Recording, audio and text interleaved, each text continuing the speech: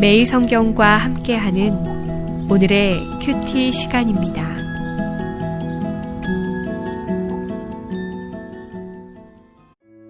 (4월 11일) 오늘의 말씀은 마태복음 25장 31절에서 46절입니다.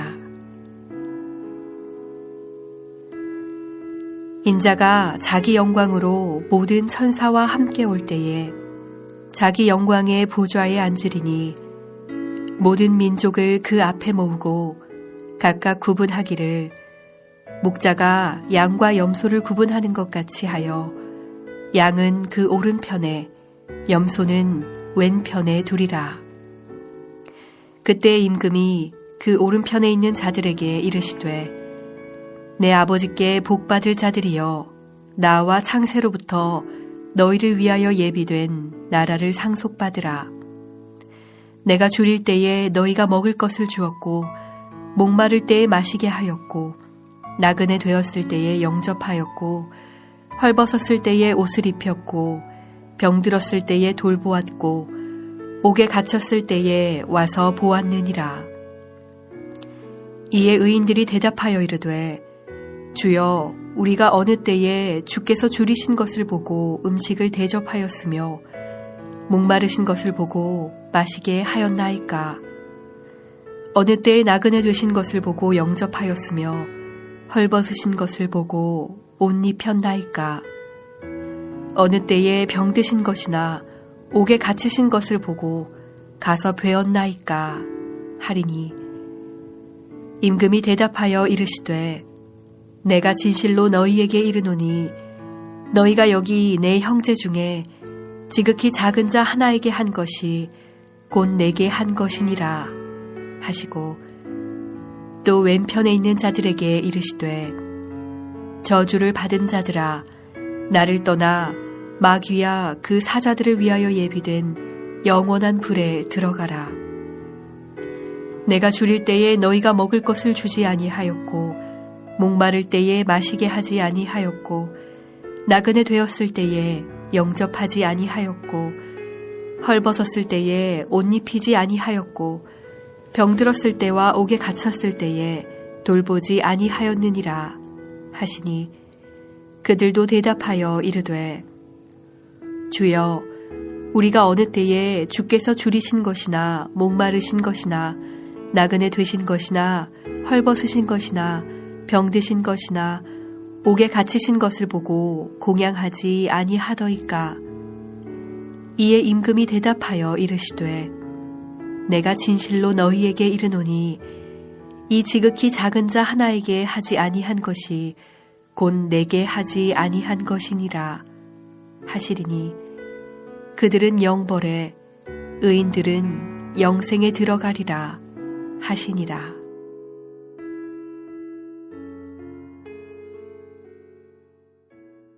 오늘의 말씀입니다. 주님은 자기 영광으로 모든 천사들과 함께 오실 것입니다. 영광의 보좌에 앉아 모든 민족을 그 앞에 모으실 것입니다. 그리고 목자가 양과 염소를 구분하는 것과 같이 각 사람을 구분하실 것입니다. 양은 주님의 오른편에, 염소는 주님의 왼편에 두실 것입니다. 중간지대는 존재하지 않고 예외도 없습니다. 예수님은 각 사람을 심판하시는 심판주로 재림하실 것입니다. 지금은 성도와 불신자가 한자리에 있지만 마지막 날에는 서로 다른 곳을 가게 됩니다. 주님이 양과 염소의 비유를 통해 심판의 날에 대해 경고하시는 이유는 무엇일까요? 주님은 마지막 날이 구원의 날일 뿐만 아니라 심판의 날이기도 함을 알려주십니다. 주님은 모든 민족을 모으시지만 각각 분리하신다고 말씀하셨습니다. 그날에는 모든 사람이 의인 또는 악인으로 구분될 것입니다. 의인을 향해서는 구원이, 악인을 향해서는 저주가 예비되어 있습니다. 성도는 이 사실을 기억하며 구원에 감사하고 복음을 전해야 합니다. 사랑하는 성도 여러분, 마지막 날이 다가오고 있음을 마음에 새겨야 합니다. 예레미야 선지자가 여호와의 인자와 긍휼이 아침마다 새롭다고 찬양했듯이 주님은 변함없이 우리에게 새로운 날을 주실 것입니다. 그러나 언젠가 그렇지 않은 날이 있을 것입니다. 어제와 다를 바 없는 오늘이 아니라 전혀 다른 오늘이 올 것입니다. 익숙한 오늘이 아니라 어제와 비교할 수도 없이 두렵고 떨리는 날이 이 땅에 임할 것입니다. 바로 주님이 다시 오시는 날입니다. 그날을 염두에 두고 살되 부끄러운 구원을 받지 않도록 말씀에 순종함으로써 믿음의 진보를 이루어야 합니다. 영생으로 들어갈 의인들의 행실이 소개됩니다. 주님은 그들이 주님이 줄이실 때 먹을 것을 드리고 목마를 때 마시게 해드리며 나그네이실 때 영접하고 헐벗고 병들고 옥에 갇혔을 때 정성껏 보살펴 주었다고 말씀하십니다. 그런데 당사자들은 주님께 그렇게 한 적이 없다고 말합니다. 이 예수님은 형제 중에 지극히 작은 자 하나에게 한 것이 곧 그분께 한 것이라고 말씀하십니다. 선행으로 구원받은 것이 아니라 구원이 선행으로 입증된 것입니다. 예수님이 말씀하신 내 형제 중에 지극히 작은 자 하나는 누구를 의미할까요? 그리스도를 믿고 영생을 소유한 믿음의 형제들 가운데 도움이 필요한 사람이 지극히 작은 자입니다. 예수님은 비천하고 궁핍한 그리스도인들을 내 형제라고 지칭하셨습니다. 그리스도 안에서 한 형제자매가 된 이들을 돕는 일이 예수님을 영접하는 일과 직결되는 이유가 여기에 있습니다. 주님의 말씀은 두 가지 면에서 우리에게 교훈을 줍니다. 우선은 도움이 필요한 그리스도인 형제자매들을 잘 도와야 한다는 것입니다. 그들을 보살피는 일이 곧 주님을 대접하는 일입니다. 또 하나는 우리 자신이 가난하고 병들어 사회적으로 비천한 위치에 처할지도 모르나 주님과 연결되어 있다는 점에서 영적으로는 더 관심과 보살핌을 받을 수 있는 존귀한 자라는 점입니다. 믿음은 섬김으로 나타나야 합니다. 예수님을 주님으로 믿는다면 그분을 정성으로 섬기는 것이 당연합니다. 주님이라 부르면서도 자기 구원과 성공을 위해 그분을 종처럼 여긴다면 그것은 믿음이 아니라 죄입니다. 주님을 경외하고 정성껏 섬겨야 합니다. 그런데 주님은 섬김의 지평을 넓혀 형제자매를 섬기라고 말씀하십니다. 지극히 연약한 형제자매를 보살피고 섬기는 것이 곧 주님을 섬기는 일이라고 말씀하십니다. 성도를 돕고 보살피는 것이 의인과 악인을 가르는 기준입니다. 구제한다고 구원을 얻는 것은 아니지만 구원받는 사람은 기쁨으로 구제합니다. 이어 영벌에 들어갈 자들의 행실이 소개됩니다. 주님은 그들이 주님이 줄이실 때 먹을 것을 드리지 않았고 목마를 때 마시게 해드리지 않았으며 나그네이실 때 영접하지 않았고 헐벗고 병들고 옥에 갇혔을 때도 주님을 외면했다고 주님이 말씀하십니다. 당사자들은 주님께 그런 적이 없다고 항변합니다.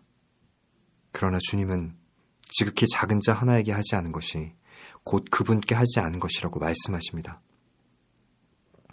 다른 이의 도움이 필요한 상황들을 예수님이 구체적이고 다양하게 나열하신 의도는 무엇일까요? 주님은 이웃 성도에 대한 사랑과 책임을 강조하시며 도움이 필요한 상황이 다양함을 알리고자 하십니다.